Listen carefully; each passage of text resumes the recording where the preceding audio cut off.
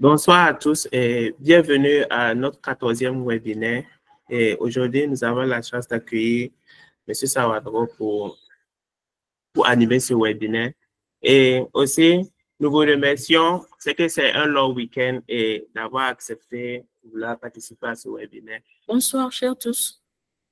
Bienvenue au 14e webinaire sur l'élaboration d'un plan de trésorerie et des comptes d'exploitation prévisionnels. Alors, je me présente. Je suis Salimata Konaté, auditrice comptable et financière au sein du cabinet Fidali, et j'ai eu l'honneur de modérer cette session.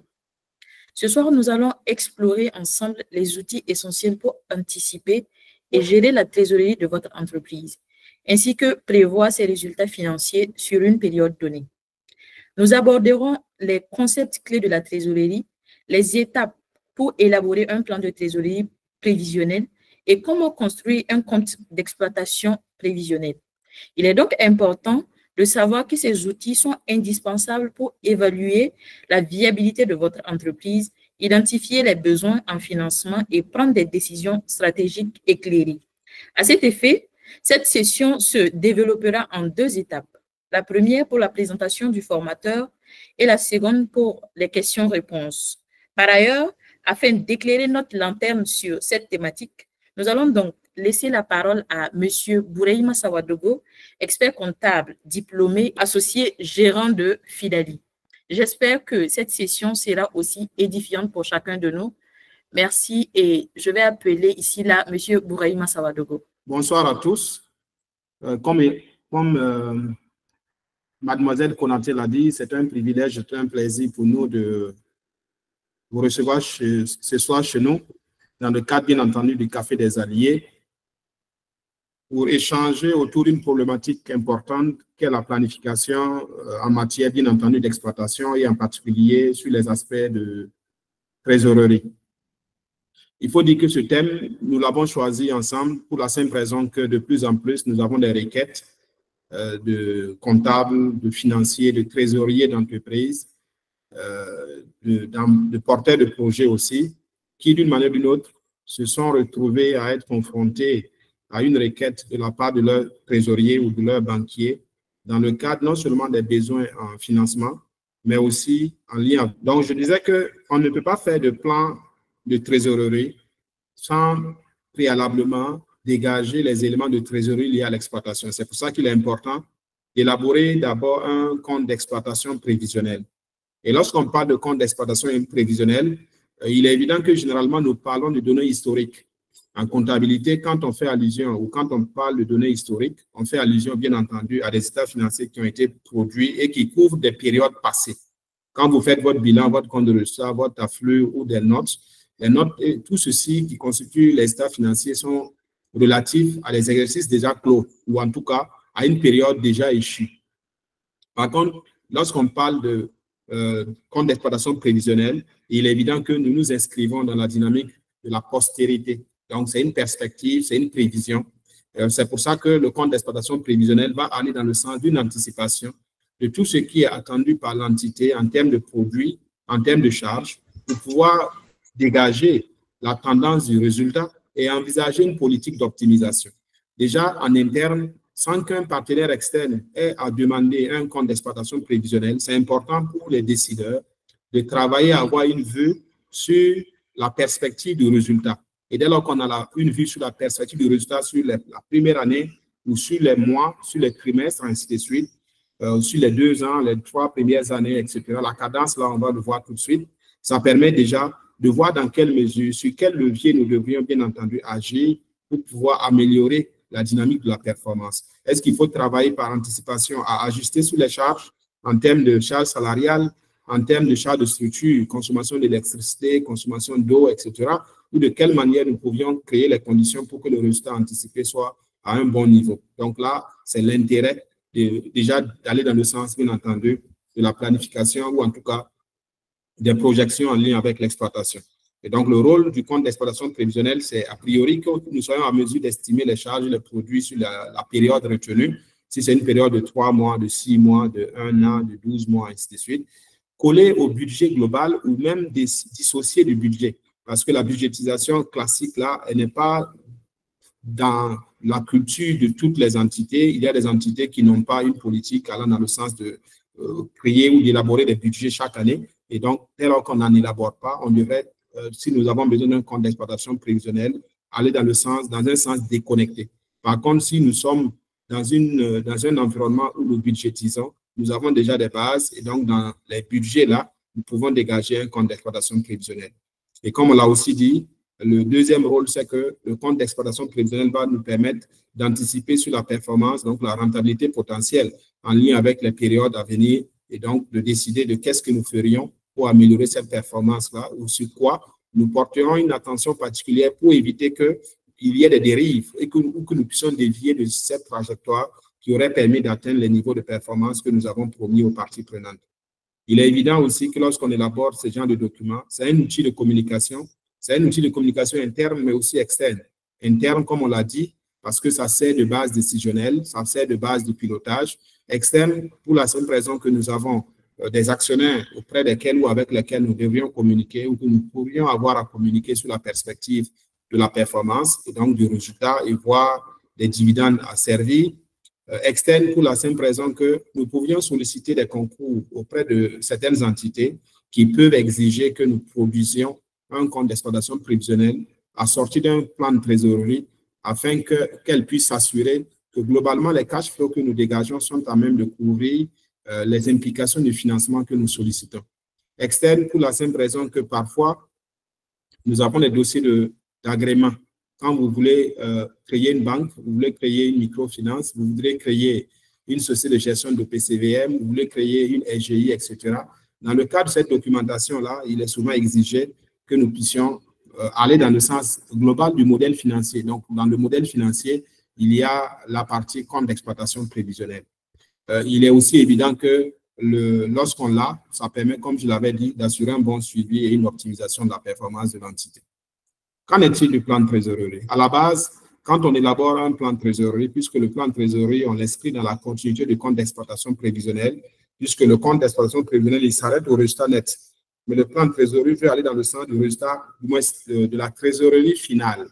Quelle est la trésorerie finale, période par période, au vu des prévisions de flux que nous avons bien entendu pu réaliser? Donc là, c'est la dynamique du plan de trésorerie. Et donc là, à la base, ça nous permettrait de voir quels sont nos besoins financiers à moyen terme, à court terme, et au vu de ces besoins financiers, quel type de ressources peut être en adéquation avec ces besoins-là pour créer les conditions de l'optimisation. Parce qu'à la base, il n'y a pas que le financement, il y a aussi le placement qui est important, dans la mesure où dans une saine gestion de trésorerie, la trésorerie doit être proche de zéro. Dans une bonne politique financière, on doit avoir une trésorerie qui est sensiblement égale à zéro. Et de ce point de vue, une vue sur les perspectives de trésorerie nous permet d'avoir la tendance de la trésorerie excessive pour pouvoir envisager des DAT, pour pouvoir envisager des placements en bourse sur le court terme, etc. Donc, le plan de trésorerie va nous permettre de prévenir d'un côté le risque d'illiquidité, parce qu'en faisant un plan de trésorerie, nous pourrions voir qu'à un certain moment, nous nous retrouvons à être au rouge. Et si nous sommes au rouge, c'est que nous avons un déficit de trésorerie et il faille créer les conditions pour le compenser. Et ces conditions-là, ça peut être la mobilisation de ressources externes, ça peut être la mobilisation de ressources internes, mais aussi ça peut être des décisions juste de différer certaines dépenses que nous envisageons. Au vu de ce que nous voyons comme trésorerie, l'arbitrage et l'ajustement qui en découlera permettront bien entendu de voir ou de parvenir à une trésorerie qui est à minima équilibrée. L'autre élément, c'est qu'au-delà de la dimension risque, en ayant un plan de trésorerie, nous avons des possibilités de négocier des financements à moindre coût parce qu'on arrive normalement à rassurer les parties prenantes quant à notre capacité de génération de cash flow pour couvrir bien entendu les traites induites par la politique de financement ou en tout cas induites par le financement que nous voudrions solliciter. Il y a aussi qu'en ayant ça, en ayant le plan de trésorerie, nous arrivons à aller dans le sens d'une prévision optimale des excédents de trésorerie, lesquelles prévisions optimales permettent bien évidemment de pouvoir faire des placements bonificateurs, ne serait-ce que sur 1 mois, sur 2 mois, sur 3 mois de placement, lesquels placements permettent bien évidemment de ne pas avoir une trésorerie oisive, ou en tout cas de thésauriser, mais plutôt d'avoir une trésorerie productive qui consolide la performance dans sa globalité. Lorsqu'on a un plan de trésorerie, on arrive aussi à élaborer des bilans prévisionnels dans la mesure où la perspective du plan de trésorerie va être fortement corrélée à la perspective des bilans prévisionnels, lesquels bilans prévisionnels permettent non seulement d'avoir la tendance de la situation patrimoniale de l'entité, mais aussi de calculer un certain nombre de soldes financiers qui sont utilisés par un certain nombre de partenaires financiers dans le cadre de l'analyse de la structure financière, de l'analyse des risques de liquidité, des risques de solvabilité à court, à moyen et à long terme. La petite nuance que je voudrais que nous fassions, c'est celle qui existe entre le plan de trésorerie et le plan de financement. A priori, lorsqu'on parle de plan de trésorerie, on est plus orienté vers une dynamique du court et du moyen terme, pendant que lorsque nous parlons de plan de financement, nous sommes sous la dynamique long-termiste. Et dans un plan de trésorerie, nous pourrions avoir une approche glissante en date de valeur, parce qu'il y a des secteurs d'activité pour lesquels un défaut de paiement sur une seule facture peut compromettre la survie de l'entreprise. Je prends le cas d'une entité qui est marketeur auprès de la Sonabi. Donc, si vous faites des enlèvements à crédit avec la Sonabi, un défaut de paiement remettra en cause la caution que vous avez obtenue auprès de la banque et donc pourrait créer des difficultés supplémentaires pour la maison. Ça fait qu'on va créer les conditions pour garantir que les différentes factures échues seront payées. Alors que si nous voulons garantir que les différentes factures échues seront payées, nous devrons aussi, à côté de ça, mobiliser les ressources. De quelles ressources s'agirait-il? Il s'agirait de recouvrement des créances clients. Est-ce qu'on a la garantie que chaque client va payer à bonne date? Nous avons émis une facture, nous avons estimé que la facture est payable 30 jours fin du mois. Quand nous avons calculé 30 jours fin du mois, nous nous retrouvons au 28 novembre. Le 28 novembre, si même on nous donne un chèque le 28 novembre, est-ce que nous encaissons le 28 novembre? La réponse est non. On va tenir compte des potentiels décalages en date de valeur. Dans la mesure où un chèque reçu le 28 décembre, au novembre du mois, hors place, nous allons devoir compter 72 heures pour que le chèque puisse passer, en tenant compte aussi du fait que dans certaines entités, la politique va dans le sens de vous remettre le chèque soit mercredi soir ou bien vendredi soir. Et lorsqu'on vous remet un chèque vendredi soir, il est évident que vous allez le déposer le lundi. Et si vous le déposez lundi, vous attendez l'argent autour de jeudi matin. Voilà, donc on va tenir compte de cette dimension-là pour pouvoir planifier à date de valeur, donc chaque jour, les éléments d'encaissement et les éléments de décaissement et tenir compte de la trésorerie de départ pour s'assurer à toute date que nous allons pouvoir honorer nos engagements. Et l'intérêt de cette planification en date de valeur, c'est que c'est un bon outil de communication avec nos différentes parties prenantes. Parce qu'un fournisseur, en dehors des fournisseurs institutionnels pour lesquels les négociations ne sont pas possibles, un fournisseur classique avec lequel vous avez un engagement et que vous avez promis de payer le 15 du mois de novembre, si autour du 8 novembre, vous n'êtes pas en mesure de payer la facture et que vous l'appelez pour l'informer et lui demander un glissement d'une semaine, cette communication-là, elle est plus rassurante, elle est plus intéressante, elle renforce plus vos liens que lorsque le fournisseur se réveille le matin du 15 ou l'après-midi du 15 et qu'il vous appelle et qu'il se rend compte que vous n'êtes pas capable de le payer. Donc, c'est pour ça qu'on va travailler dans certains contextes à élaborer des plans de trésorerie glissants en date de valeur. Et donc, la cadence peut être journalière, la cadence d'un plan de trésorerie peut être hebdomadaire, ça peut être mensuel, ça peut être, bien entendu, sur des durées qui varient et bien entendu au plus de ce que nous avons observé ces 36 mois. Donc, c'est en fonction des besoins, soit des besoins internes ou des besoins des parties prenantes externes que nous allons élaborer notre plan de trésorerie et bien entendu définir sa cadence. Et comme je l'avais dit, lorsqu'on parle de plan de financement, la structuration n'est pas très différente. À la base, nous allons plus nous positionner sur la durée, c'est-à-dire est-ce que nous avons des dimensions court terme, des dimensions long terme ou des dimensions moyen terme.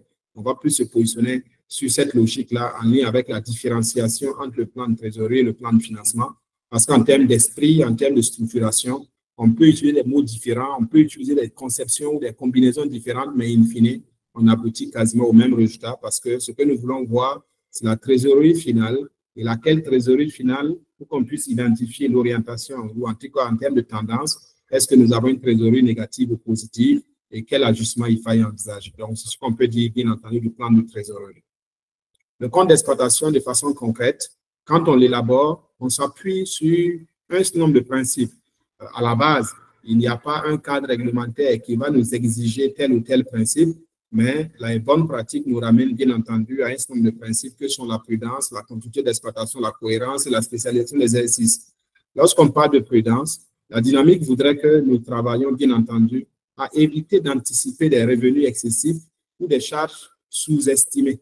Parce que parfois, on fait, même dans les plans d'affaires, on se retrouve à avoir des plans d'affaires pour lesquels on a été trop irréaliste en termes de prévision, ou on a été trop optimiste en termes de prévision, et on se retrouve à l'arrivée à avoir des tendances qui sont très en deçà de ce qui avait été projeté. Et là, bien entendu, ça complique la tâche de l'entité, ça fragilise l'entité et ça réduit les chances de celle-ci à pouvoir réussir, bien entendu, à mettre en œuvre son projet. L'autre élément, c'est la continuité. De toute évidence, lorsqu'on s'inscrit dans la dynamique d'une planification, c'est que nous avons les assurances qu'à moyen terme, aucune condition ou en tout cas aucun indice ne remet en cause les chances de l'entité à poursuivre ses activités. Donc là, la continuité d'exploitation va être un élément à prendre aussi en compte. L'autre élément, c'est la cohérence de base. Il faut dire que lorsqu'on fait un plan de trésorerie ou un compte d'exploitation ou même un plan d'affaires dans sa globalité, il y a des hypothèses que nous posons. Donc, les hypothèses servent de base, bien entendu, à la définition des indices de prévision, donc de projection. Est-ce que ces hypothèses-là sont pertinentes? Est-ce que ces hypothèses sont cohérentes avec notre histoire? Parce que si vous avez une entité qui existe, elle ne peut pas grossir, bien entendu, tout d'un coup. C'est tout un processus de grossissement. Est-ce qu'on a suivi le processus de grossissement pour éviter, bien entendu, d'avoir des prévisions utopistes, ou bien est-ce que, bien évidemment, on a été trop irréaliste au point où on a projeté des recettes qui sont très au-dessus de ce que même le marché peut générer comme potentiel et qu'on n'a même pas tenu compte des implications de la concurrence. Donc, c'est de ça qu'il serait bien entendu question ici. La séparation des exercices, qui est un élément que nous voyons en comptabilité, qu'il s'agisse bien entendu de la compta de droit commun ou des comptas spéciales, la même spécialisation des exercices là, ou séparation des exercices, qui implique que nous puissions créer les conditions d'un rattachement des charges et des produits à chaque exercice, que nous puissions bien entendu le prendre en compte lorsqu'il s'agit de faire des projections. Il en est quasiment de même pour le plan de trésorerie, c'est de ramener la question de la continuité d'exploitation, ajouter la primauté de la réalité sur l'apparence en lien avec l'un des postulats que nous voyons en compta de droit commun sur la prééminence, la réalité économique sur l'apparence juridique, qui nous ramène bien entendu à mettre en avant la dynamique économique sur la dynamique juridique, en sachant que quand vous avez par exemple un bien pris en crédit bail, c'est un contrat de location-financement, lequel contrat de location-financement induirait, lorsqu'on fait un plan de trésorerie, que nous considérons le bien comme un élément à acquérir ou acquis, en contrepartie, bien entendu, d'une dette de crédit bail. Donc, c'est de ça qu'il sera question ici. Et s'il y a d'autres aspects, c'est dans la même logique que ça va se traiter. Par exemple, si vous avez du personnel intérimaire que vous avez comptabilisé dans le 637, donc à la base, même en matière de projection, pour un compte d'exploitation, un plan de trésorerie, puisque nous voulons avoir des bons indicateurs de performance. Donc, la valeur ajoutée que nous souhaiterions dégager doit être la bonne. Laquelle valeur ajoutée ne saurait être la bonne si nous ne parvenons pas à retraiter le 637 pour pouvoir le reclasser dans le bon compte, conformément au principe de prééminence, sur postulat de prééminence, la réalité économique sur l'apparence juridique. Si nous avons aussi des affacturages, donc des escomptes de factures, systématiquement, c'est des éléments qu'on va devoir intégrer, en sachant que d'un côté, on va maintenir une forme de créance jusqu'à ce que le client puisse honorer son engagement, et de l'autre côté, on va garder une logique de dette envers le banquier, parce qu'il n'y a pas de subrogation de créance. Et de ce point de vue, nous restons liés à la banque jusqu'à ce que le client honore son engagement. Si nous utilisons aussi les ventes avec clause de réserve de propriété comme logique de financement, ça va s'inscrire dans la dynamique, bien entendu, de ce postulat que nous venons de voir. Il y a la logique de la clarté et de la pertinence, donc laquelle clarté et pertinence va dans le sens de dire que, étant donné que c'est une base décisionnelle, il faudra que l'information comptable, l'information financière qui est présentée dans les comptes d'exploitation comme dans les plans de trésorerie puisse l'être de manière claire et pertinente afin de permettre aux utilisateurs de pouvoir se fonder sur ces informations-là pour prendre les décisions appropriées. Maintenant, de quelle manière on élabore le compte d'exploitation prévisionnel? La première étape va dans le sens de la collecte des données. La deuxième étape, on va faire une analyse de ces données collectées. Et en troisième étape, on va faire la modélisation et la présentation. La collecte des données, si nous avons une entité existante, donc il y a de l'histoire, ça suppose que nous avons déjà des états financiers que nous avons déjà produits. Bien évidemment, on va devoir s'en inspirer, on va s'appuyer sur ce passé, étant donné qu'une corde s'attache au bout d'une autre et que la continuité même du fonctionnement de l'entité fait qu'il n'y a pas de rupture dans la logique des projections. Il y a des éléments du passé qui vont devoir se répercuter dans les prévisions Quand vous avez des immobilisations, leur amortissement va être pris en compte. Si vous avez des créances, leur recouvrement va être pris en compte. Si vous avez des dettes, leur paiement va être pris en compte. Donc, tous ces éléments-là vont devoir être pris en compte. Et pour les prendre en compte, il faudra qu'on reparcourt, qu'on prenne en compte les données historiques de l'entité constituées par le bilan, le compte de résultat, le tableau des flux trésoriers, les différentes notes. Il y a aussi que la dynamique des projections s'appuie sur des études normalement. Donc, on ne peut pas faire une projection sans avoir les données de marché. Globalement, une projection peut être faite de façon dissociée d'un plan stratégique, de façon dissociée d'un plan d'affaires, mais l'un dans l'autre, les éléments du marché devront être appelés, pris en compte, pour que les hypothèses de base de notre projection là soient des hypothèses qui ne soient pas contestables. Les hypothèses doivent découler d'un raisonnement, lequel raisonnement doit se fonder sur la connaissance du marché. Prenons l'exemple d'une entité qui voudrait produire au Burkina et distribuer, bien entendu, des jus de fruits. Bon, vous ne pouvez pas venir, pendant que vous voulez produire et distribuer des jus de fruits, vous déconnecter de la réalité du marché pour pouvoir faire des projections. Ou bien s'il se trouve que l'entité normalement commercialisait une catégorie de jus, mais voudrait ajouter une autre catégorie de jus. Donc, son passé devrait être pris en compte, mais la réalité du marché aussi devrait être prise en compte. Laquelle réalité du marché va s'obtenir à travers, bien entendu, des études et des tendances sectorielles. Les études, c'est pour pouvoir capter, en lien avec les 5 forces concurrentielles de Michael Porter, déjà, qui sont nos concurrents, quels sont les produits de substitution, quelles sont les menaces des produits entrants, quel est le système de protection des acteurs internes actuels, etc. Donc, on va essayer de faire cette analyse croisée, y compris d'autres modèles d'analyse, que ce soit le PESTEL, SWOT, tous les modèles d'analyse que nous pouvons utiliser pour pouvoir fonder nos perspectives de croissance sur des hypothèses qui sont testées et vérifiables. Donc, à la base, c'est de ça qu'il serait question ici. Ce qui nous permettrait de dégager les perspectives de croissance. Donc, les perspectives de croissance peuvent être dégagées à travers un PSD. Donc, si l'entité avait élaboré un plan stratégique de développement, on peut déjà s'appuyer sur ce plan stratégique de développement là pour dégager les perspectives de croissance et élaborer le compte d'exploitation prévisionnel. Si l'entité avait un système de budgétisation, à ce niveau aussi, on aurait des éléments, puisque dans le budget, les éléments de budget, on aura les éléments de produits, les éléments de charges, les éléments d'investissement, un budget de trésorerie, etc. Donc, tout ceci nous permet de dégager des comptes d'exploitation. Donc, on allait pouvoir élaborer notre compte d'exploitation prévisionnel sur la base de la budgétisation effectuée. S'il n'y a pas tout ça, ou même avec tout ça, on peut repartir vers la hiérarchie pour l'écouter et prendre en compte éventuellement ce qu'elle aurait comme directive, parce que c'est de façon concertée. En tant que financier, en tant que trésorier, en tant que RAF, en tant que DFC, qu'importe le statut que nous portons, la casquette que nous portons, il est évident que nous avons des responsables et c'est la vision des responsables que nous devons traduire dans les documents que nous produisons. Donc, pour cette fin, il est important que nous puissions prendre en compte les directives de la hiérarchie au niveau des données que nous collectons. Donc, toute autre donnée jugée pertinente, bien entendu, va devoir être prise en compte dans le cadre de la collecte des différentes données. Après, il va falloir qu'on procède à une analyse de toutes ces données-là pour pouvoir faire la modélisation. Donc, la modélisation revient à faire les projections. Lesquelles projections nécessitent que nous modélisons ou que nous concevons les différents cadres de projection et que nous définissons nos modèles de projection. À la base, quel est le modèle de projection que nous allons utiliser? Est-ce que nous allons utiliser une droite d'ajustement linéaire ou nous allons utiliser une méthode des totaux mobiles ou nous allons utiliser une méthode des coefficients saisonniers ou bien nous allons juste utiliser une méthode basique, arbitraire, simpliste qui va dans le sens juste de se dire que si nous avons pu avoir les éléments de l'année passée, les éléments de l'année à venir, là, c'est une croissance centrée sur le taux d'inflation, ou bien nous allons juste poser une hypothèse d'un taux de croissance qui se dégage de la moyenne des taux de croissance des 3 derniers exercices. Donc, c'est à nous de voir quel est le modèle ou la modélisation des projections. Donc, nous étions sur les données collectées ou même en audio, vous n'y étiez pas? En audio, on y était, mais c'est la présentation qui ne bougeait pas. OK, parfait. Donc, ici, nous étions bien entendu sur les données collectées.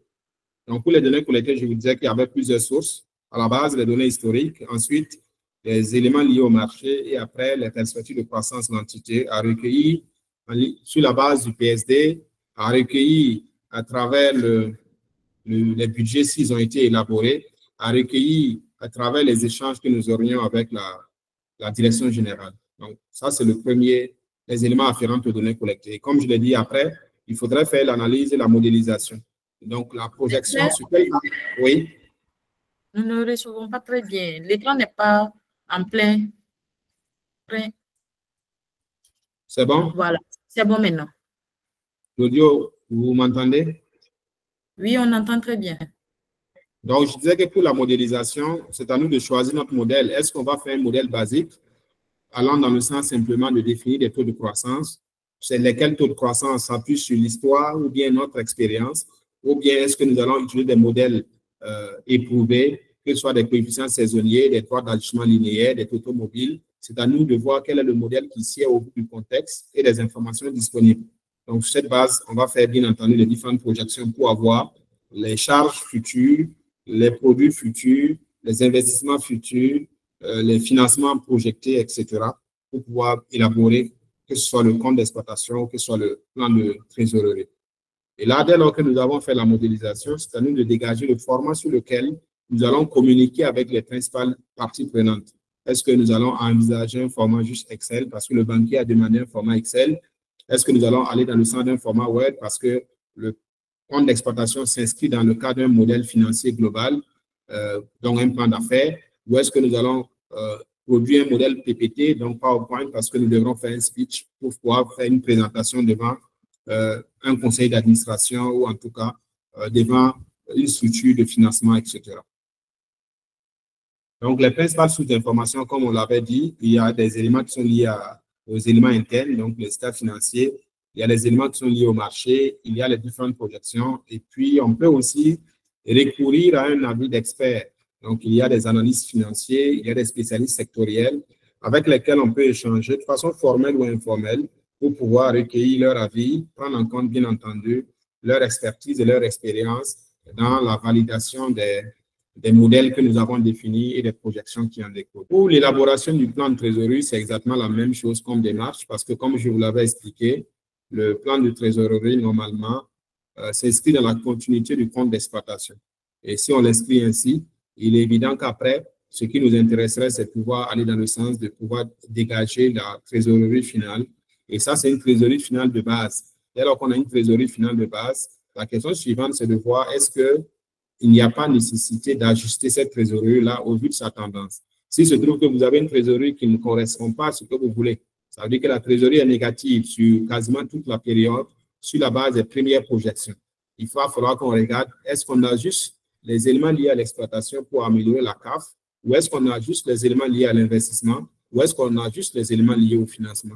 Donc, c'est à nous de revoir ces différents aspects-là pour pouvoir améliorer la tendance de la trésorerie.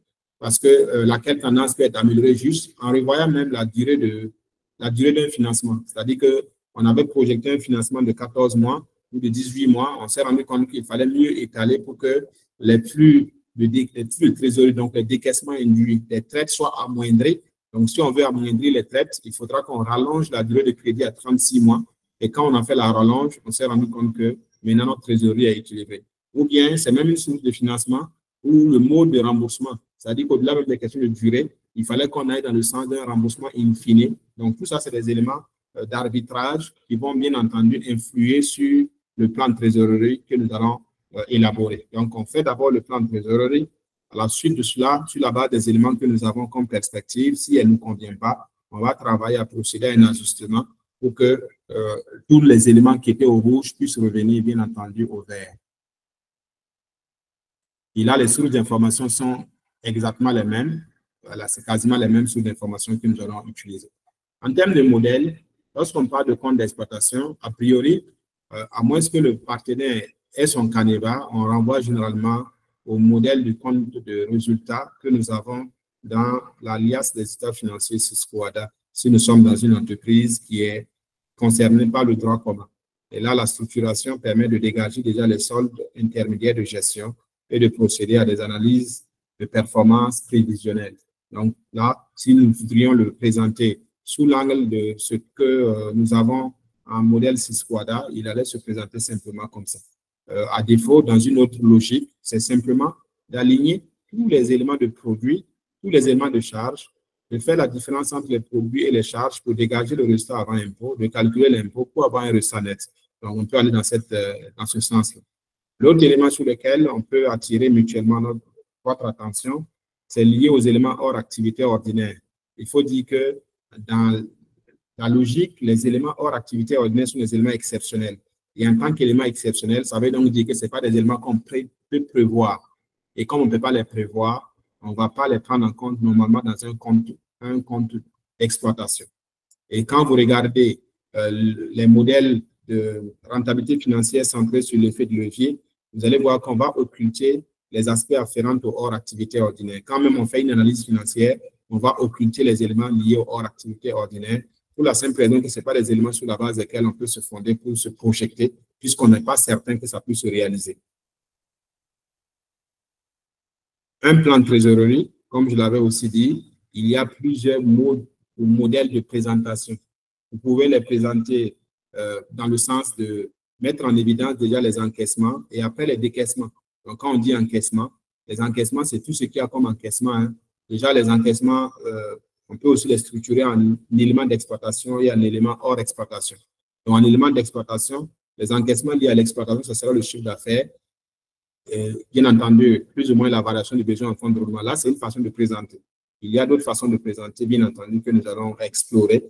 Et de toute évidence, comme je l'ai dit, ce qui est important, c'est de pouvoir dégager la trésorerie liée à l'exploitation et dégager la trésorerie liée au hors exploitation. Et le hors exploitation, c'est le financement et l'investissement.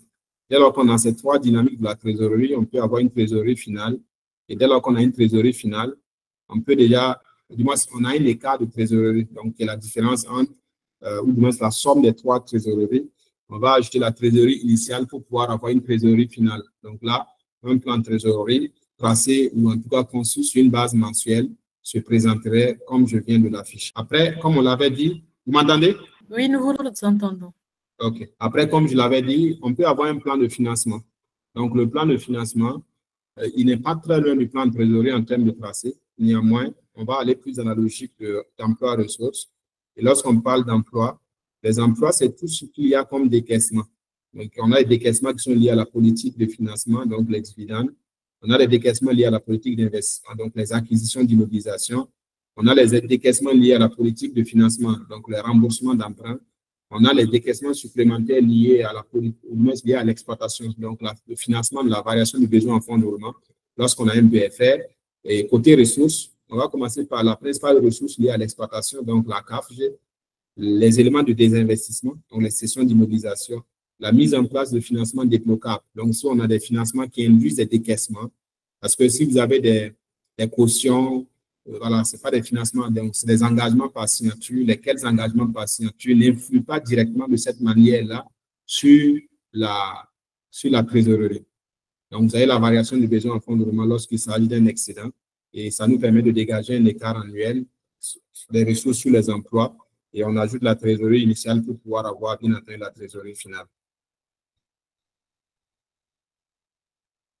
Donc, normalement, en termes de logique, plan de trésorerie, compte d'exploitation, c'est ce qu'on peut sommairement dire. On a prévu un petit exercice qu'on va essayer de prendre pour pouvoir voir si nous avons tous la même lecture de la problématique avant de clôturer. Donc, si j'ouvre une feuille Excel vierge, vous avez mon écran? Oui, 5 sur 5. Parfait.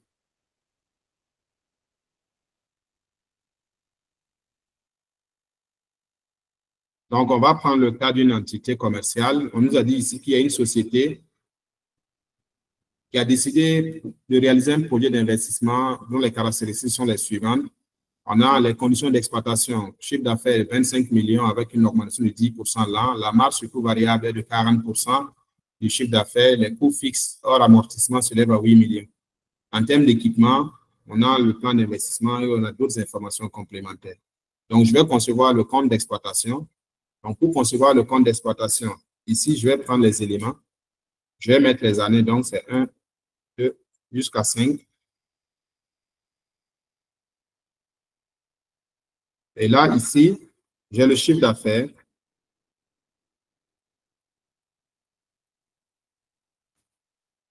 Le chiffre d'affaires, on m'a dit que ça fait 25 millions.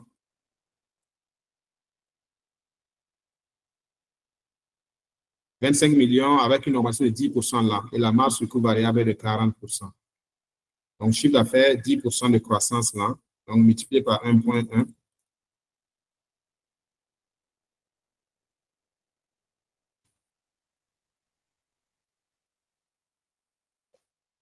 Je suis. Donc là, j'ai marge sur coût variable. Marge sur coût variable. La marge sur coût variable fait 40%.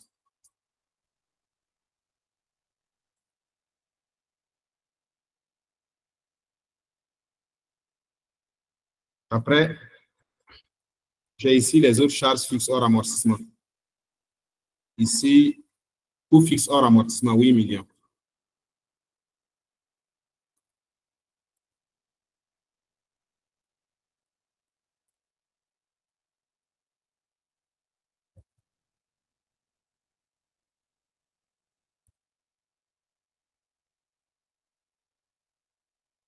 Normalement, ce qui suit, c'est les amortissements.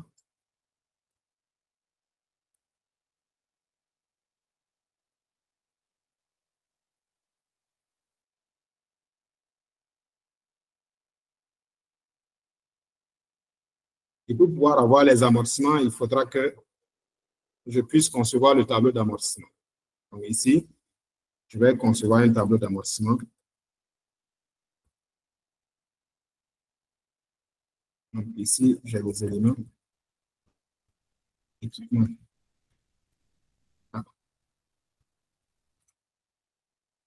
Équipement A, B et C.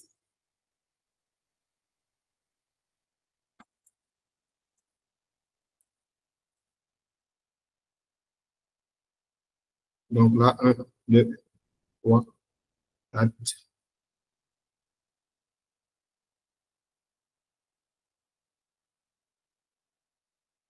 Équipement A, on a dit que c'était fait en 2018. L'année de projection commence quand? En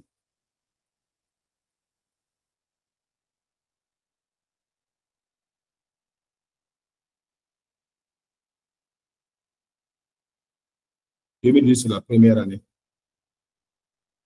Donc, équipement A, c'est 5 millions ici. L'équipement B, c'est 2 millions. L'équipement C, c'est 1,5 million.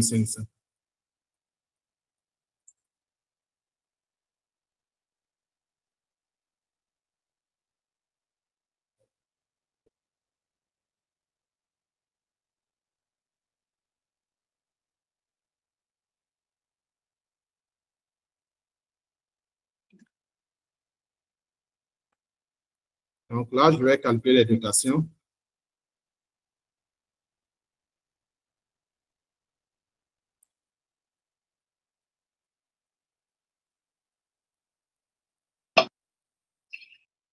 On nous a donné les DUP. DUP de A, c'est 5 ans, 4 ans et 3 ans.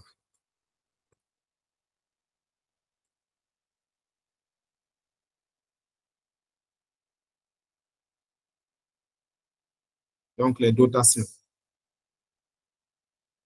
Pour les dotations, 5 ans, c'est un taux de 20%. Je vais prendre ça, multiplier directement par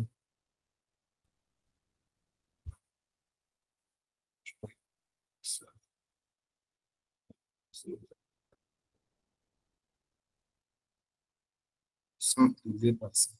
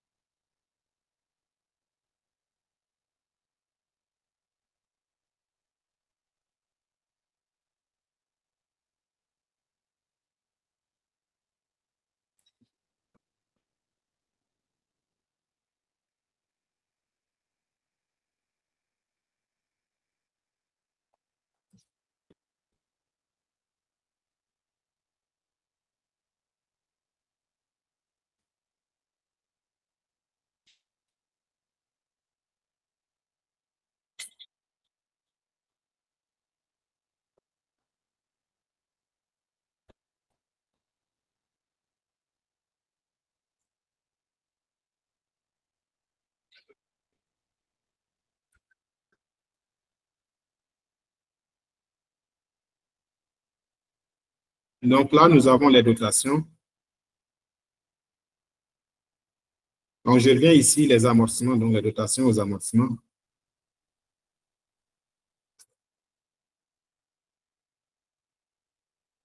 Je vais récupérer les données qui sont là. Ça me permet d'avoir le RAI. Le RAI, c'est la marge sur tout variable moins les autres charges.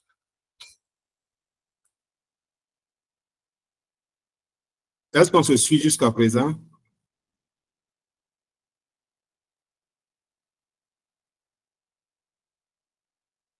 Vous êtes là? OK, parfait. Donc, on a ici l'IS ici, on va l'amener à l'IS local, donc 27,50%.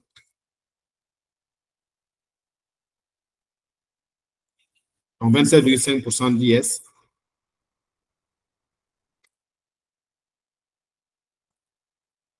On aura ici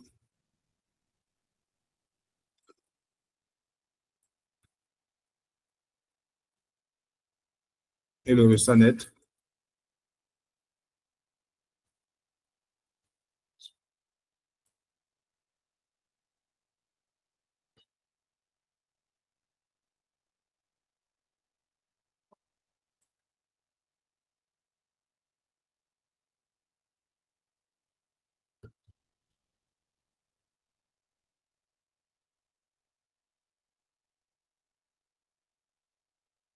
Donc, normalement, compte d'exploitation prévisionnelle, on s'arrête là.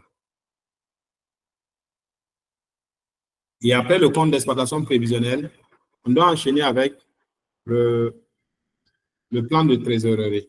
Et pour le plan de trésorerie, on nous a donné des éléments complémentaires. On a dit que les dividendes à verser représentent 10% de la CAF et seront théoriquement imputés à l'exercice de réalisation de la CAF. Le taux d'impôt, bon, la durée du projet, c'est 5 ans. Le besoin en fonds de roulement d'exploitation est de 500 000. La première année augmente de. Donc, ici, la CAF, on va d'abord calculer la CAF. On sait tous que la CAF se calcule de deux manières, soit à partir du résultat net ou bien à partir de l'EBE. Donc, ici, on a le résultat net. On va calculer la CAF à partir du résultat net, qui correspond simplement au résultat net plus les charges non décaissables après EBE, moins les produits non encaissables après EBE. Donc, la seule charge non décaissable ici, c'est la dotation aux amortissements. Donc, on va réintégrer les dotations aux amortissements. Ça permet d'avoir les CAF. Et après, les différentes CAF qu'on a calculées, on peut tracer ou on peut élaborer notre plan de trésorerie. Donc, ici, si on a plan de trésorerie ou plan de financement, plan de trésorerie par plan de financement. Donc, ici, dès lors qu'on a la CAF, on va enchaîner avec les éléments d'encaissement. Ici, les encaissements. Après la CAF, le prochain encaissement qui nous a été indiqué ici, il n'y a quasiment pas. On n'a pas d'encaissement, on n'a que des décaissements. Donc ici, total encaissement. Là, c'est A. Maintenant, les décaissements.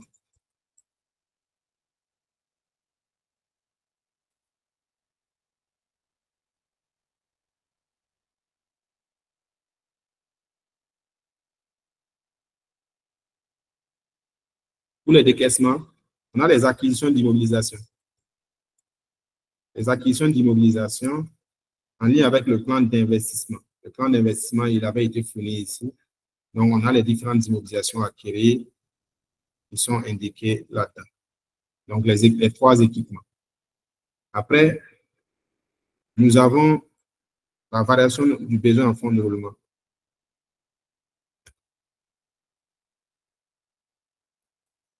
Donc, le premier BFR est de 500 000, mais il rentre en I0, donc en année 0. Normalement, il doit rentrer ici pour 500 000.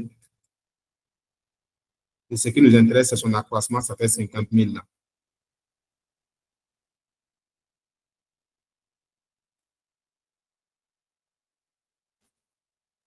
En dehors de la variation du besoin en fonds de roulement, on a les dividendes. On nous dit que les dividendes correspondent à 10% de la CAF et seront versés théoriquement à l'exercice de réalisation de la CAF. Donc ici, les dividendes,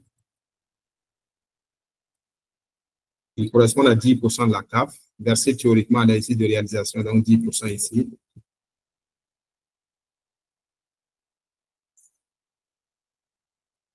Donc, total décaissement. Total décaissement est.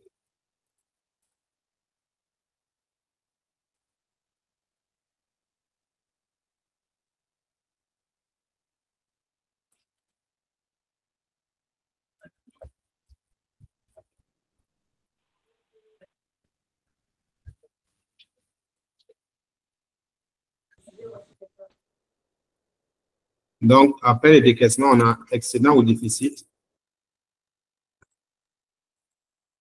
en trésorerie ou en ressources financières. Et là, c'est A moins B. Donc, A moins B.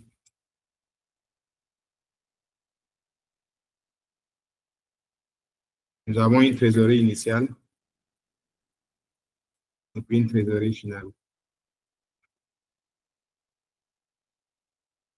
Donc, la trésorerie initiale ici n'a pas été fournie, donc elle est de 0. Donc, la trésorerie finale, c'est la somme des deux. Et ici, la trésorerie finale de l'exercice antérieur correspond à la trésorerie initiale de l'exercice suivant. Je vais tracer comme ça. Et là, ça nous permet d'avoir une trésorerie finale.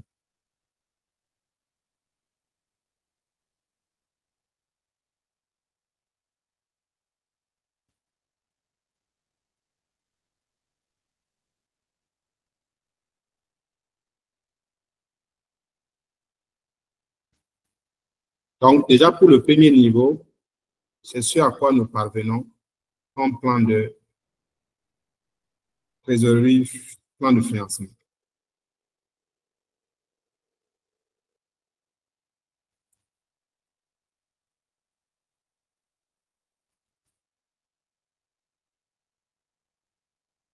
Ensuite, il est évident que lorsqu'on regarde ici, on a des périodes où la situation, la tendance n'est pas bonne.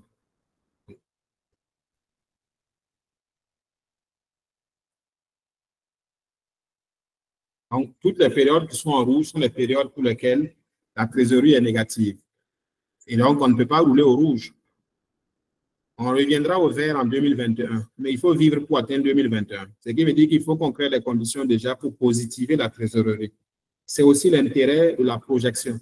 L'élaboration des comptes d'exploitation prévisionnelle et des plans de trésorerie vise déjà à anticiper sur la tendance de la trésorerie, la tendance de la performance, pour voir de quelle manière on peut améliorer la performance ou de quelle manière on peut améliorer, bien entendu, la trésorerie qui en découle.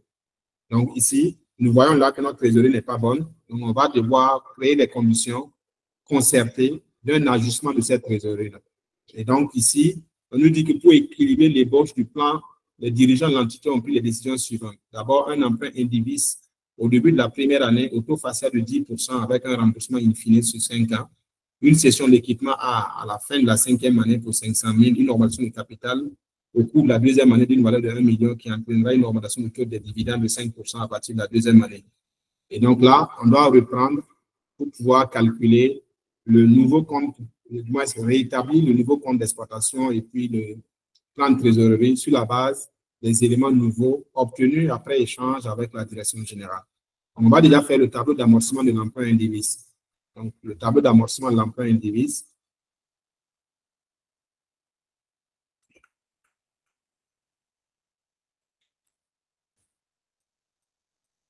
Capital restant dû en début de période. On a ici les intérêts, l'amortissement, l'annuité, le capital restant dû en fin de période. Donc ici, en début de période, le capital est de 5 millions.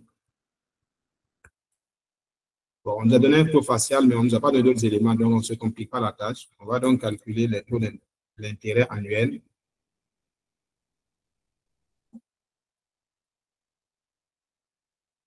Je vais changer la direction du tableau.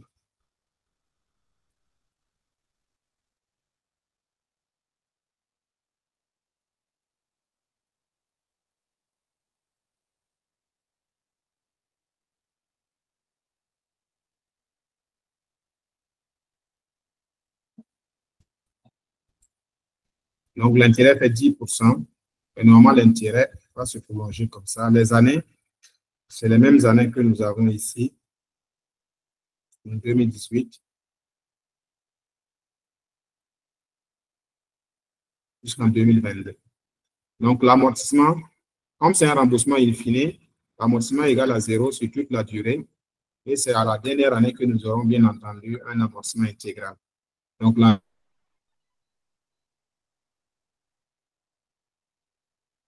l'annuité qui correspond à la somme entre l'intérêt et l'amortissement.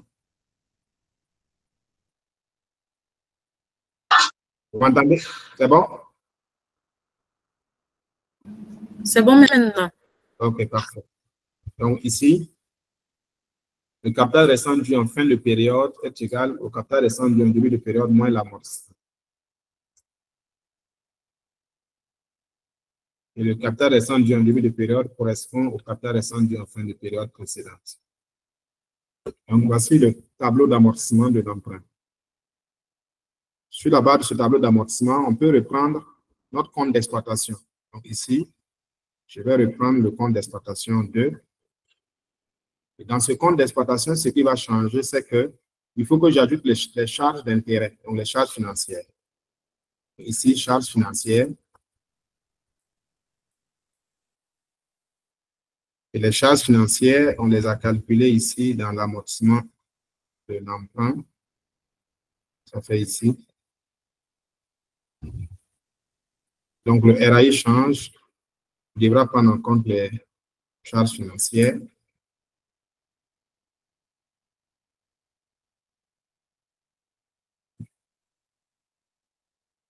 Maintenant, il y a une session d'immobilisation. La session d'immobilisation a eu lieu en fin de 5e année. Généralement, en finance, on a deux options pour les éléments HAO. Soit on ne les prend pas en compte ici. Donc, on a le choix. Option 1, c'est de mettre ici le prix de cession d'immobilisation, étant donné que c'est un élément hors activité ordinaire. Donc, ici, cession d'immobilisation. Donc là, on mettra les 500 000 là ici. Fin de 5e année, et on va l'ajouter comme étant un produit. Donc, ça, c'est l'option 1. Dans l'option 2, c'est un élément qui doit venir au niveau des encaissements, comme étant une cession d'immobilisation, mais en plus de cession nette d'impôt. Les deux options tiennent.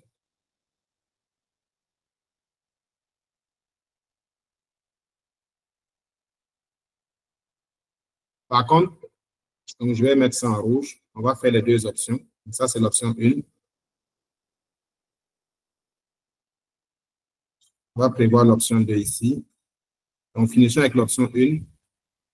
Donc là, j'ai l'IS et puis j'ai... Je vais reprendre le calcul de la CAF. Donc, la CAF, c'est toujours la même logique, à la seule différence que les cessions d'immobilisation sont considérées comme étant des éléments non encaissables. Malgré que c'est un produit qui, a priori, est encaissable, il suit une charge qui n'est pas décaissable parce que le prix de cession d'immobilisation, la charge qu'il engendre, c'est la VC, la valeur comptable de cession d'immobilisation. Donc, c'est le compte 81 qui génère le compte 82. Et comme le compte 81 n'est pas une charge décaissable, par convention comptable, le compte 82 n'est pas un produit encaissable. Donc, il ne va pas être pris en compte dans la CAF, il va plutôt être considéré comme étant un produit non encaissable. Donc, on va déduire le prix de cession d'immobilisation si nous l'avons pris en compte dans ce format-là. Ce qui veut dire que la CAF, elle devient comme ça. Ce n'est qu'en dernière année que la CAF change par rapport à l'ancien exemple. Donc, si on vient ici, les changements supplémentaires, c'est déjà au niveau des encaissements, il y a un élément nouveau qui s'est ajouté. En deuxième année, on a fait une augmentation du capital de 1 million. Donc, j'ajoute 1 million ici en termes d'augmentation du capital, qui est un encaissement. Et en augmentant le capital, on nous a dit que les dividendes vont augmenter de 5% à partir de la fin de la deuxième année. Donc, fin de deuxième année, je suis ici, je passe à 15% de dividendes.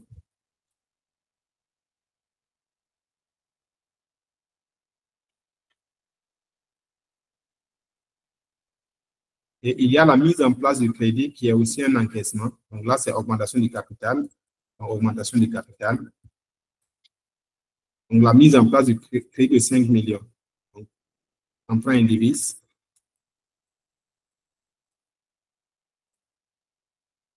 L'emprunt indivise fait 5 millions. et il rentre en début de 2018.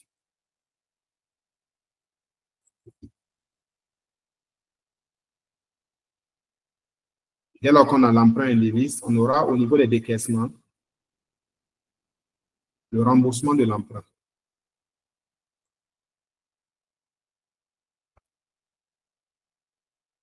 Le remboursement de l'emprunt intervient en dernière année, soit en 5e année. On va repérer l'amortissement ici. C'est ça. Donc, dès lors que nous faisons ça, on se retrouve bien entendu à avoir un compte d'exploitation. C'est vrai que les tendances se sont amoindries par rapport à la précédente situation, mais le plan de trésorerie présente désormais des situations qui sont tout au vert. Donc ça, c'est la première option liée à l'ajustement. Option 1, liée à l'ajustement. On peut faire l'option 2 liée à l'ajustement. Comme je l'ai dit, c'est au niveau simplement, dans l'option 2, c'est juste la session d'immobilisation qui ne va pas venir ici. On va l'enlever de là et on va l'inscrire comme étant un encaissement parce qu'en finance, c'est bien entendu des éléments d'encaissement liés à la politique d'investissement. Donc, c'est le désinvestissement qui a généré ce flux de trésorerie-là. Donc, l'élément le plus pertinent, c'est bien entendu de le mettre ici, les sessions d'immobilisation, session d'actifs. Donc, la session d'actifs, et cette session d'actifs-là, elle va devoir venir en net d'impôt. On l'a cédé à 500 000. Si on l'a cédé à 500 000, on va considérer que les 500 000, étant donné qu'en fin 2022, le bien est totalement amorti, sa plus-value est égale au prix de cession, donc 500 000. Et si la plus-value est égale au prix de cession, c'est que l'IS est calculé sur la plus-value, directement donc sur les 500 000. Ce qui nous revient, c'est le net d'impôt, c'est donc 1 moins IS, 1 moins les 27,5%. Donc, ça qui nous revient comme étant l'élément de flux de trésorerie lié à la politique, du moins lié à la cession de cette immobilisation.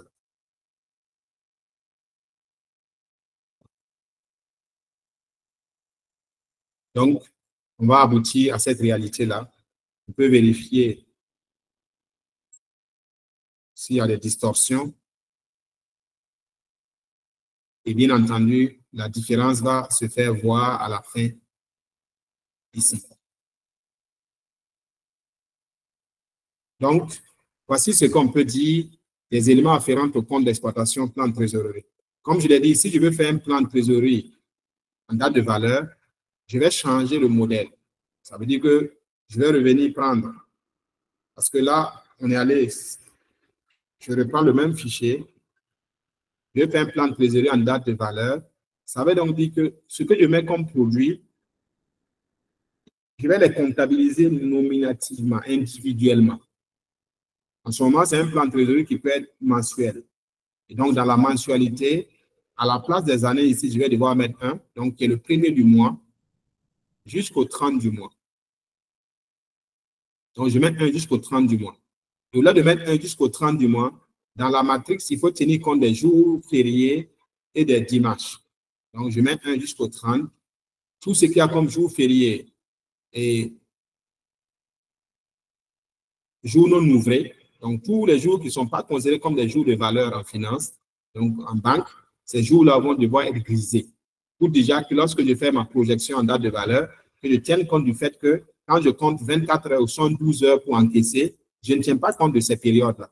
Je dois isoler ces différentes périodes. Donc là, déjà, je dois isoler en fonction du mois concerné les périodes à griser. Donc, si je travaille, bien entendu, sur le mois, je prends le cas du mois de novembre. Novembre, aujourd'hui, c'est vendredi 1er, et le 1er est un jour grisé. Donc, je vais griser toute la journée pour dire que c'est une journée pour laquelle je ne peux pas considérer que je peux encaisser quelque chose. Donc, le samedi jusqu'au 3, bien entendu, ce n'est pas des jours de valeur. Donc, je vais griser toutes ces trois dates.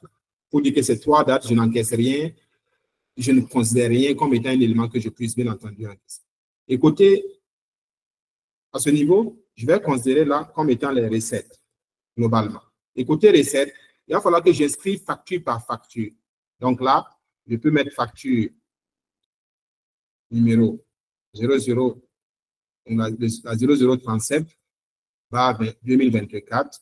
Et ça, c'est quel fournisseur, et c'est quel client du moins. Je mets, par exemple, Bissagol. Donc, ça, c'est une facture déposée à Bissagol. Donc, je vais créer toutes les factures que j'attends pour encaissement. Et si j'ai d'autres produits ou d'autres factures antérieures qui n'ont pas été émises au cours de la période, donc chaque fois que je mets une facture, je vais l'inscrire ici. Et là, j'ai le total des recettes. Total de recettes.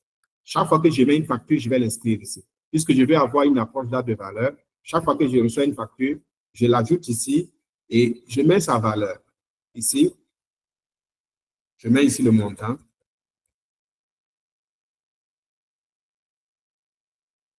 Et là, je mets l'échéance.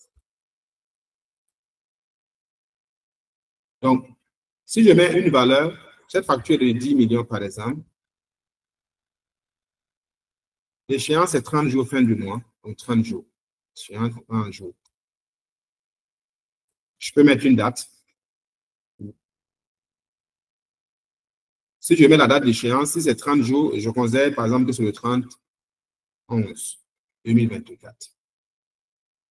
Ce qui veut dire que si la facture doit échoir le 30/11 2024, je ne peux pas m'attendre à encaisser cette facture le 30/11. Parce que si je reçois un chèque le 30/11, c'est carrément 3 jours après que je vais devoir l'encaisser. Ce qui veut dire que là, je vais mettre hors période là. Hors période. Et là, je vais récupérer les 10 millions parce que je ne vais pas l'encaisser dans cette période. Je vais l'encaisser hors période compte tenu de sa date d'échéance. Donc, je vais essayer de lister, d'énumérer tout ce que j'ai comme potentiel encaissement et tenir compte des différentes dates de valeur pour pouvoir avoir mes différentes recettes totales. Donc là, j'ai les encaissements ou recettes. Quand je vais finir ce travail, je vais faire la même chose pour les dépenses.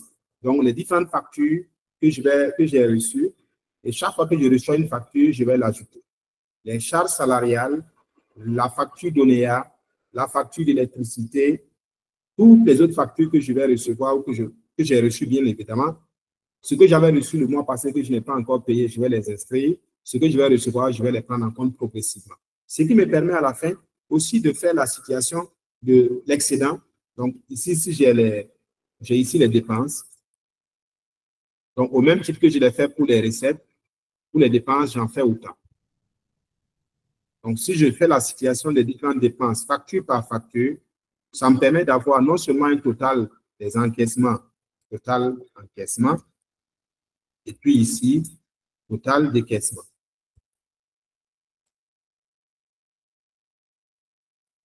Comme j'ai total encaissement, total décaissement,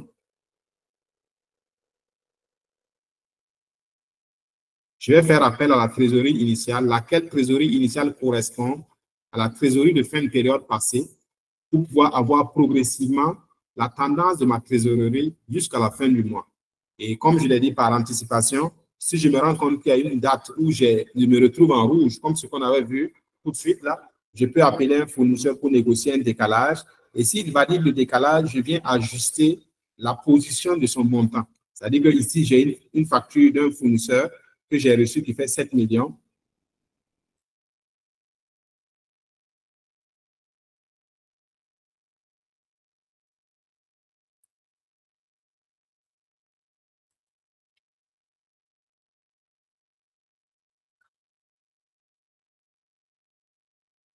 Donc, cette facture-là, il se trouve que je dois la payer ici.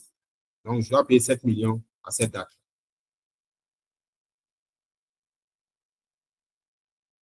La trésorerie initiale ici fait 2 800 000. 2 600 000.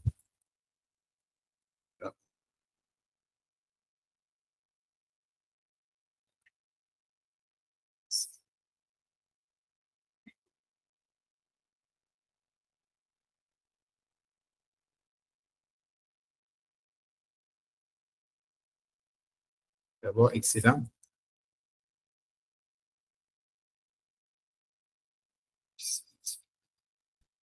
Recette moins dépenses.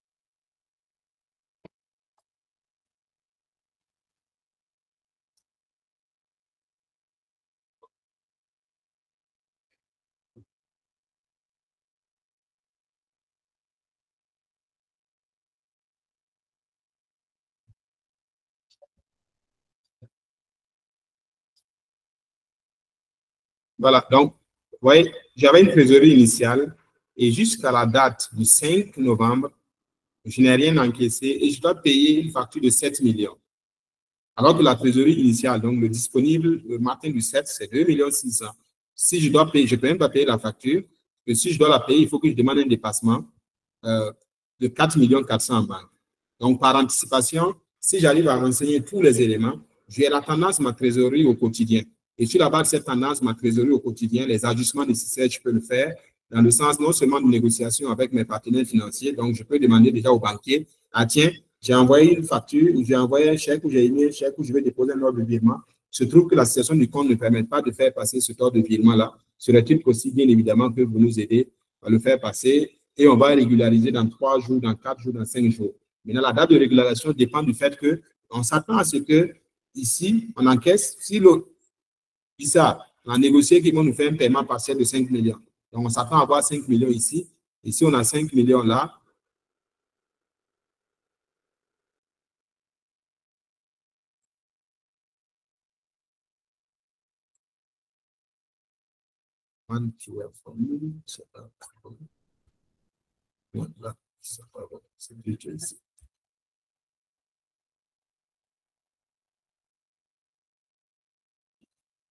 alors, donc, si on a la possibilité d'avoir un paiement le lendemain, on peut négocier au banquier en lui disant, écoute, ça va, 5 millions vont passer là, le compte va se régulariser. Donc, c'est un peu un outil de communication lorsqu'on va dans le sens, bien entendu, d'un plan de trésorerie en date de valeur. Donc, c'est essentiellement, pour ne pas être très long, parce qu'on a déjà pris 1 heure, ce que nous avions bien entendu à partager avec vous.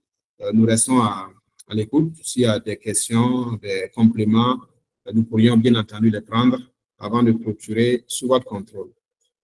Mademoiselle Konaté. Oui, expert. La parole. Merci beaucoup, expert, pour cette bien présentation. Nous sommes donc à la fin de la phase présentation sur l'élaboration du plan de trésorerie et des comptes d'exploitation prévisionnels.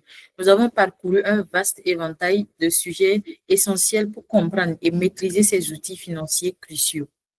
Et ce que nous pouvons retenir, c'est que nous avons commencé par définir ce qu'est le plan de trésorerie, son importance pour la gestion financière d'une entreprise et les étapes clés de son élaboration. Nous avons souligné l'importance de prévoir les entrées et sorties de fonds pour éviter les problèmes de liquidité et mieux planifier les besoins en financement. Ensuite, nous avons exploré les comptes d'exploitation prévisionnels en discutant de leur rôle dans la prévision des revenus et des dépenses d'exploitation. Nous avons abordé les différentes méthodes de prévention et les éléments essentiels à prendre en compte pour aboutir ou du moins établir des projections réalistes et fiables. Nous sommes à votre entière disposition pour d'éventuelles questions, suggestions bien évidemment, parce que nous ne prétendons pas être les détenteurs de savoir absolu. Et merci pour votre écoute. La parole est à qui voudra la prendre et il suffit juste de lever la main. Monsieur Nyoumou, vous pouvez poser votre question. Bonjour à tous. Je n'ai pas de questions, juste remercier le formateur, l'expert Sawadoro, qui à travers ces explications sur le compte d'exploitation prévisionnelle et financière, moi, ça m'a permis de d'éclairer un certain nombre de doutes que j'avais. Voilà, je suis actuellement consultant formateur et je travaille beaucoup avec la maison de l'entreprise. Donc, nous avons un canevas un peu dédié qui fait souvent polémique, voilà, en ce qui concerne le compte d'exploitation et le plan de crédit. Mais je suis avec l'exemple pratique que ces doutes-là sont levés pour moi, hein, et je suis à même de pouvoir discuter surtout sur le cas de l'emprunt, voilà, avec le stage judiciaire. C'était ça surtout l'objet de discussion. Donc, remercier le formateur pour sa bien présentation et les explications très, très intuitives. Merci, expert. Merci à tous. Merci à vous, monsieur Nyoumou. Y a-t-il des questions? Expert, vous pouvez. Merci beaucoup. Merci, le frère Nyoumou. pour son intervention. Généralement, on dit qu'à la suite d'une présentation, s'il n'y a pas de questions, des deux choses l'une, hein, soit c'est le formateur qui n'a pas été à la hauteur, donc on n'a quasiment rien compris de ce qui a été dit, ou bien nous avons tout compris. En quel contexte nous nous situons ici? Il y a un doigt en l'air. Oui, Monsieur Ouedraogo Hamid, vous pouvez prendre la parole, s'il vous plaît. Monsieur Ouedraogo Hamid, vous avez la parole. Monsieur Ouedraogo? Il y a aussi... Excusez, désolé, je n'avais pas activé mon micro. Bon, dans ce contexte, on va dire qu'on a tout compris. C'était tellement limpide que essayer de poser des questions, ça serait se ridiculiser. Tellement tout a été bien expliqué. Merci.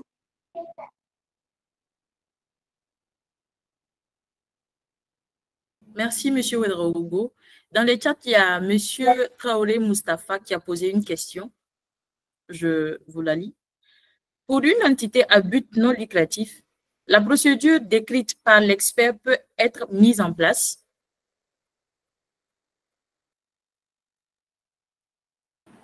Je dirais oui. Parce que même dans l'entité à but non lucratif, prenons le cas d'un projet de développement. Sur quelle base vous pouvez demander les renflouements de fonds, les demandes de retrait de fonds ou de refinancement? Ces demandes-là s'appuient généralement sur les perspectives de décaissement. Lesquelles perspectives de décaissement ne peuvent se dégager que lorsque vous avez une meilleure visibilité à travers surtout un plan de trésorerie. Voilà. Et vous voyez qu'avec l'avènement du SUSEBNL, le compte d'exploitation est entré dans les SIA des projets et programmes et le compte de recette dans le SIA des ONG, ou même des associations et des ordres professionnels. Ce qui veut dire que ce n'est pas un document qui est anodin. Une association peut s'endetter, c'est possible. Et si elle doit s'endetter, elle a besoin de ce support, de ce document-là. Donc, de mon point de vue, cela dépendra du besoin exprimé et sur la base du besoin, c'est un document qui pourrait d'une manière ou d'une autre servir. Il faut dire que ce que nous avons traité ici, on n'a pas vu un modèle financier dans sa globalité, parce qu'on aurait pu aller dans le sens d'un modèle financier et la modélisation financière, elle est plus complexe que juste un plan de trésorerie et un compte d'exploitation. C'est à travers la modélisation financière que vous élaborez généralement vos plans d'affaires et vous vous rendrez compte que les fichiers que vous produisez à travers, ou du moins dans le cadre de ces modélisations-là, c'est encore beaucoup plus de feuilles Excel que ce que j'ai présenté ici. Ce que j'ai présenté ici n'est que minuscule par rapport à globalement ce que nous faisons dans le cadre des modèles financiers. Et en revenant à votre question, je me dis que si le besoin s'est fait sentir ou a été exprimé par des acteurs internes ou par des acteurs externes, bien évidemment, s'il se trouve qu'après analyse, le compte d'exploitation ou le plan de trésorerie peut répondre à la préoccupation exposée, on peut bien entendu l'élaborer et puis soumettre. Merci.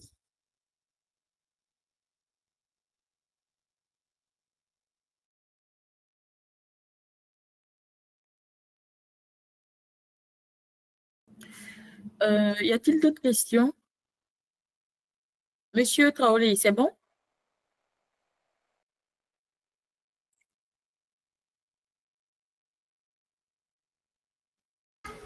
Oui, il a répondu dans le chat. Je pense qu'il a un problème avec son micro. Il dit que ça va, que merci beaucoup.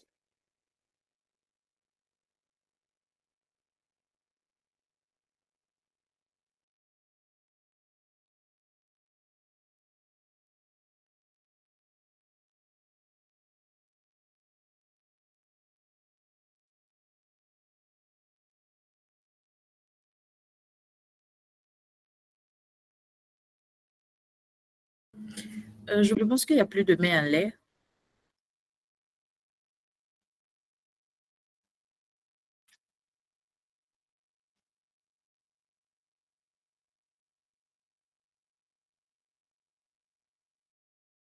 Parfait. S'il n'y en a plus, vous pourrez procurer. De toute façon, la semaine prochaine, nous sommes encore ensemble. Et comme on l'a toujours dit, s'il y a des problématiques ou des préoccupations particulières, vous pourrez toujours nous contacter. Si vous avez des sujets à nous proposer en termes de thématiques, n'hésitez pas. Si vous voulez intervenir aussi, ce serait un grand plaisir que nous recevrions, bien évidemment, vos partages d'expérience à travers les différents webinaires. Je ne suis pas la voix autorisée aujourd'hui. Je suis certain que les voix plus autorisées reviendront sur cette question-là. Donc, c'est pour clôturer. De mon côté, je tiens à remercier tous ceux qui ont pris part Et puis, bien évidemment, nous nous revoyons très bientôt, Inch'Allah. Merci beaucoup, co-expert. Merci à tous pour votre participation active et vos questions pertinentes. Nous vous souhaitons bonne chance dans l'application de ces concepts et restons à votre disposition pour toute assistance complémentaire. Merci. Monsieur Justin? Oui. D'accord. Donc, merci à tous. C'est la fin de ce 14e webinaire dédié à l'élaboration d'un compte d'exploitation prévisionnelle et du plan de trésorerie. Nous espérons que cette session vous a permis de mieux comprendre les étapes clés d'anticiper et de gérer efficacement vos aspects financiers dans vos différents projets. Comme j'aime à le répéter à chaque webinaire, nous sommes activement à la recherche d'experts dans vos différents domaines. Et également, si vous avez des sujets à nous proposer, nous pouvons prendre les sujets et essayer de trouver des experts qui vont animer. J'ai partagé le lien de notre groupe WhatsApp. Si vous n'avez pas encore intégré, vous pouvez l'intégrer.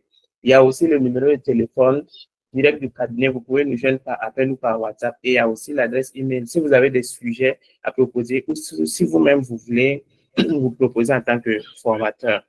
Merci pour votre participation et votre engagement. Nous restons disponibles pour toute question ou besoin d'approfondissement, vous pouvez le poser directement dans le groupe ou à travers les adresses que je vous ai données.